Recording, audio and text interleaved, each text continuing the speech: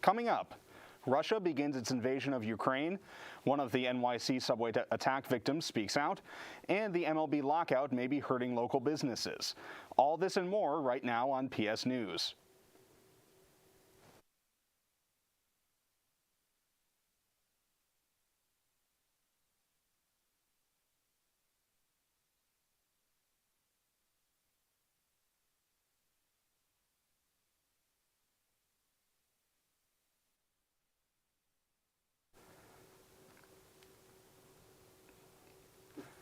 Good evening, and thank you for joining us. I'm Josh McLean. And I'm Haley Olson. Let's take a look at what's happening around the world. After months of military buildup on its border with Ukraine, Russia invaded its ex-Soviet neighbor with a multi-pronged attack, threatening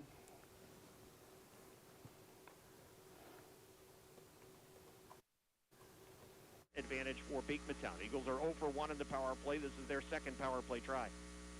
Here is Burnham coming out of his own zone. Burnham will work to the offensive end. Burnham drops it for Berto. Berto's shot goes off a stick, up and over the back glass and out of play. 58 seconds remaining in the penalty on Kane. 5:14 to go in the opening period. Beekmantown 3, PHS 0. Lacey Colburn come out for the Hornets. Kay and Kennedy are the defense. The power play unit for Beekmantown. Bingle, Brandell, Berto, Tatro, Trahan.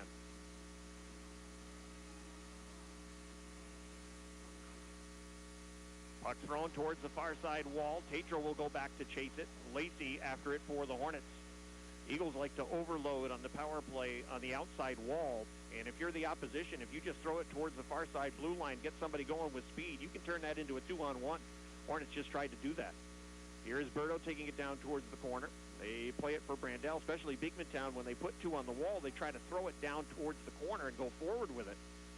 So defensively, you're still in a good posture, sending a man out towards the far side, trying to fly that man.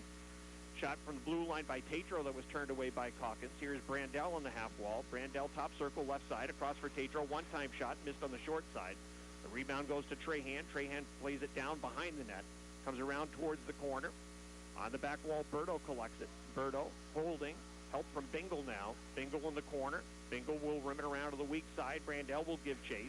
Kane about to step out of the box. The Hornets have killed off a 5-on-3. They're now back to even strength. There's Brandell with it down low. Brandell holding. Brandell still with it. Brandell getting help from...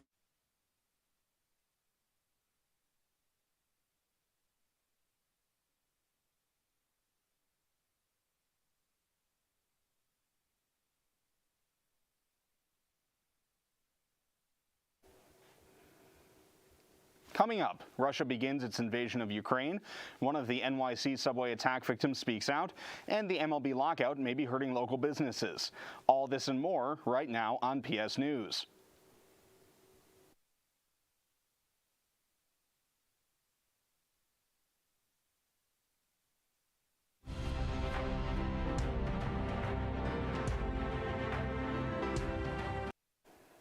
Good evening, and thank you for joining us. I'm Josh McLean. And I'm Haley Olson. Let's take a look at what's happening around the world. After months of military buildup on its border with Ukraine, Russia invaded its ex-Soviet neighbor with a multi-pronged attack, threatening to destabilize Europe and sending shockwaves through the United States. A whirlwind of diplomatic efforts to stave off a Russian invasion in recent weeks failed to diffuse tensions that had mounted over months. The military invasion has already left dozens dead, prompting Western leaders to condemn Moscow and vow unity with Kyiv. Chris Wynn has the latest from Washington. Well, the Ukrainian government is poised to put in place a state of emergency. This would allow authorities to restrict movement, prevent mass gatherings, put in curfews if necessary. Doesn't mean that automatically goes into effect. It's really more of an administrative step, but it shows that the government and the country is getting ready for a potential escalation of the conflict.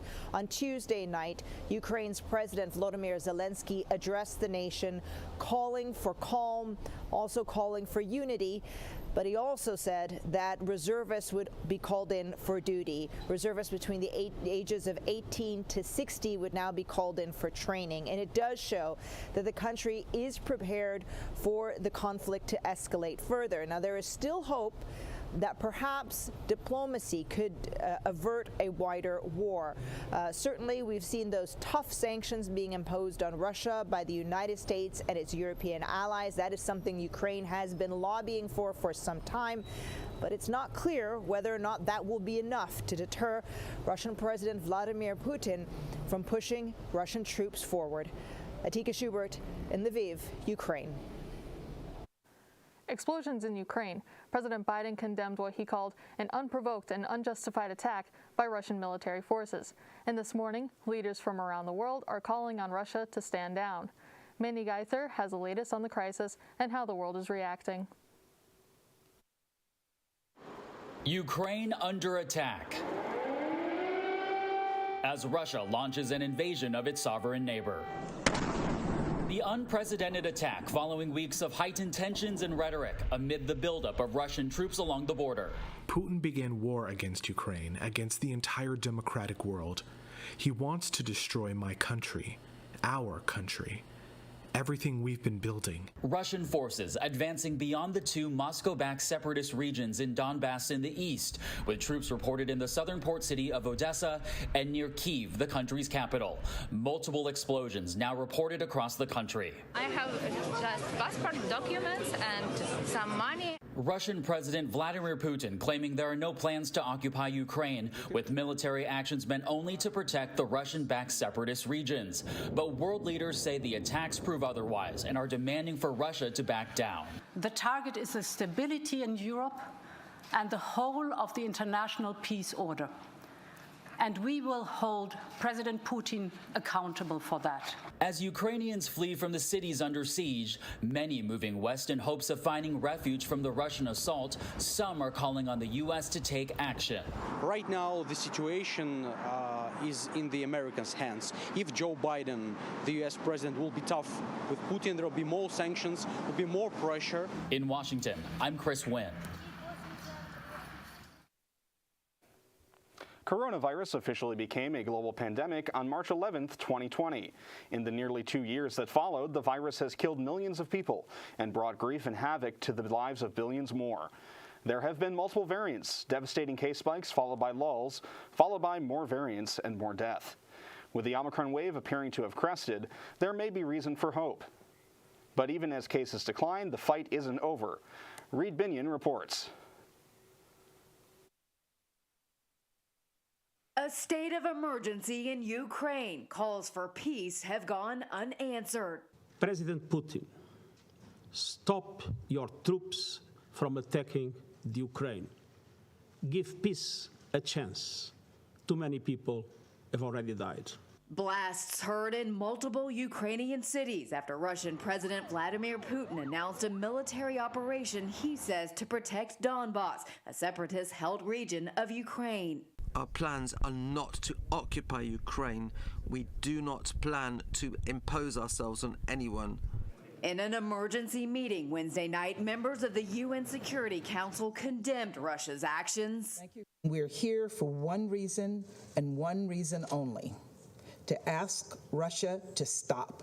Return to your borders. Send your troops and your tanks. Coming up, 22 couples get married on a special day. This and more coming up. Stay with us. Has introduced martial law.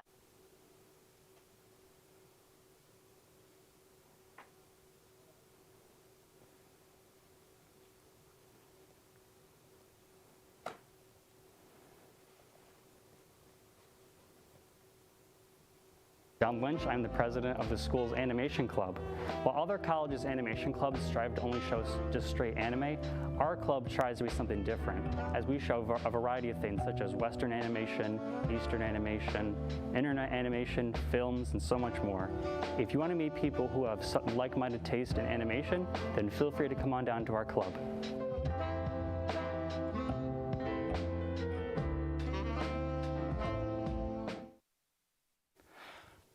Welcome back. Let's take a look at some news happening near you. A father sharing their story after their car was stolen, with the 11-year-old still inside. As Michelle Charlesworth reports, the boy's cell phone played a key role in getting him to safety. He sends me a text saying, "Dad, help. Dad just took me and made it real. Mad at himself and vowing never to repeat this mistake, Dad David Perez says the car theft was a nightmare. We showed him surveillance video of the crime as it was happening. Wow. He just like that.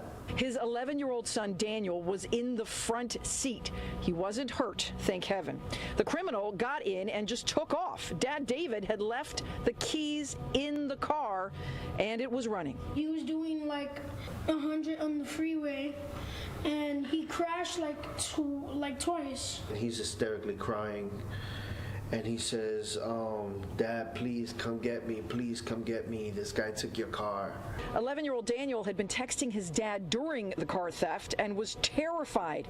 Still kind of traumatized from that, but... By then, David was tracking his son's iPhone to figure out where he and the car were and was in a police car following, trying to catch up. The car thief eventually dropped off the 11-year-old at the corner of Bolton and Lafayette. Luckily, I got a video call from my son. And I was like, okay. I picked up, and my son was outside the car. Police are still looking for this car thief, who they say is pictured here. The car was smashed up. The man was speeding and sideswiping cars as he drove. David and Daniel offer some advice. To get their kids a phone if they don't have one, and always take the key out of the car.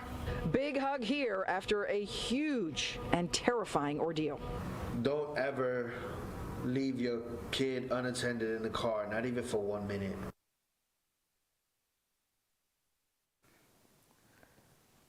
New York PD is increasing its presence on the city's subway system after a string of violent attacks underground. Since Friday, 9 incidents have been reported, including one man who was threatened with an axe. Natalie Dudridge has his story. When you did this, I spun around. Kyle Westby describes the moment a man swung at him with a hatchet on the platform of the Franklin Avenue subway station in Brooklyn around 12:30 Monday morning. I saw his hand reach for his jacket. I saw a brown object. Upon seeing that brown object right there, I noticed it was an axe, and I just turned and I ran. Westby says he alerted police, who arrested 58-year-old Robert Griffith. Officers tweeted this picture of the hatchet they recovered. They also found a screwdriver and a ninja type of dagger. Westby is 42 years old and 6'1". He worries about what could have happened to someone smaller. I'm looking for safety for women. It's just one of 9 subway-related incidents citywide since Friday. That includes riders getting stabbed in the leg, stomach, arm, and punched in the back and robbed. This weekend, there were way too many violent incidents on the transit system. At an MTA meeting today, Mayor Adams' new subway safety plan was discussed. Police and social workers will now issue summonses for fare evaders and stop people from sleeping across multiple subway seats, starting on the 1, 2, 3, AE, NR, and 7 lines, considered the more troubled. First, we had 6 teams out yesterday. We're going to reach the point of 30 teams. We had engagement with 100 individuals in the subway system. The mayor has insisted enforcement will not be heavy-handed. Outreach workers will join police to remove people making subways their home. Riders like Westby says he knows the safety plan is brand new, but he says he'll believe it when he sees it in action. In Crown Heights, Brooklyn, Natalie Dudridge, CBS 2 News. And now for some heartwarming news. Tuesday marked the day of twos thanks to the date, 2/22/22. Many couples hoped that meant good luck and decided to get married with all those deuces. Lee Mishkin has the story.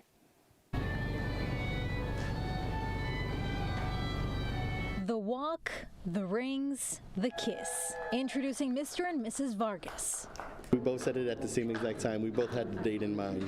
2/22/22. It's a palindrome, meaning it's the same date backwards and forwards. The couple says it felt lucky. We actually started dating on 11/11/11, so this was perfect, 2/22/22. Plus, they'll never forget their anniversary. If I forget it, I'm in trouble. The newlyweds were originally told they'd only be allowed to bring 6 people because of the pandemic. That changed, so their parents, siblings, grandmother, nieces and nephews all joined to watch the ceremony. It's a fun day for all of us. Hempstead Town Clerk Kate Murray has married more than 2,000 couples in the past 20 years or so. Her words of wisdom to new husbands and wives? Communication, keep listening to each other, and don't go to bed mad. My parents always tell me that too. Murray married 22 couples on the Day of Twos. It's like a day like no other. We saw the twos and, we just decided that we wanted a special day for ourselves. These middle school sweethearts have been dating 12 years. You look so beautiful. Thank you so much. Yeah, it's been a long time coming. Each bride and groom even got two-shaped cookies on their way out. The Harpershat family had one more surprise. Oh my God! A car decorated for the occasion. In Hempstead, Long Island, Leah Mishkin, CBS 2 News. Coming up, a look into how the MLB lockout may be hurting local businesses. Stay with us. Botany Club is a group of students who enjoy learning about and experiencing the natural world, especially plants, through various activities, trips, and service projects. If you're interested in joining Botany Club, please join us at Hudson Hall on Tuesdays at 6 p.m. And for more information, reach out to us on Instagram at Botanical Society SUNY Platts. Hope to see you there. Hey, how are you? I'm Marcel Gibbs. Let's take a look at some sports news. Spring training has been put on hold, disheartening Major League Baseball fans around the country. The cancellation of some scheduled spring training games is due to the ongoing labor dispute between MLB owners and players. As Elliot Polikoff reports, the move is putting a damper on business in Arizona that typically thrive during the spring training. It's a little depressing, especially right now with this beautiful weather. Every year, Scottsdale Social Tap Eatery managing partner Steve McDonald ramps things up for the Cactus League crowds. We try to staff up the best we can, run a lot of promotions. We spend a lot of money on marketing, letting the hotels know where to send their guests. Money that McDonald now hopes doesn't go to waste as the future status of spring training remains in limbo. I'm more concerned about it being, not happening at all. If it gets pushed back a week or two and they still want to be here for the next 30 days, that would be amazing for everybody. If spring training ends up not happening, Local First Arizona Vice President of Business Development Thomas Barr sees pretty much the entire valley being negatively impacted. You look at downtown Tempe, which does, rides to 2 stadiums from there. You've got Old Town Scottsdale, a lot of walkability, Mesa, West Phoenix. There's so many of them. And so a lot of the small businesses in those surrounding areas count on that traffic. Without it, McDonald says he might have to consider reducing staffing. But for businesses that aren't sure what to do while they play the waiting game, Barr says there are opportunities on a county and city level to receive financial aid. There's grant programs that are active and alive right now that they can get access to through Maricopa County, through the city of Phoenix, through other municipalities running assistance programs. For now, McDonald is prepared to wait things out, hoping that MLB says play ball in the upcoming days. The employees are all excited about it. We definitely staffed up the best we could. I know a lot of people put their plans on hold so they can stay here. Lawyers for Houston Texans quarterback Deshaun Watson were in court Monday. 22 women have filed civil lawsuits against Watson. Accusation includes sexual assault and misconduct during massage therapy sessions. The judge ruled Monday that Watson can be questioned under oath in some of the cases. The depositions were originally set to begin as early as this week, but Watson's attorney wanted to delay them until after April 1st. By then, they would know if the Harris County District Attorney's Office is pursuing criminal charges. The NFL is also investigating the allegations. Back to the desk. That's all I got for sports. Back to the desk with Josh and Howard. Thank you. Unfortunately, that's all the time we have for tonight. Thank you for joining us. To stay up to date with PS News and PSTV programming, be sure to follow at Plattsburgh State TV on all social media platforms. For Josh McLean and Haley Olson, thank you for joining us. Have a great night, Plattsburgh.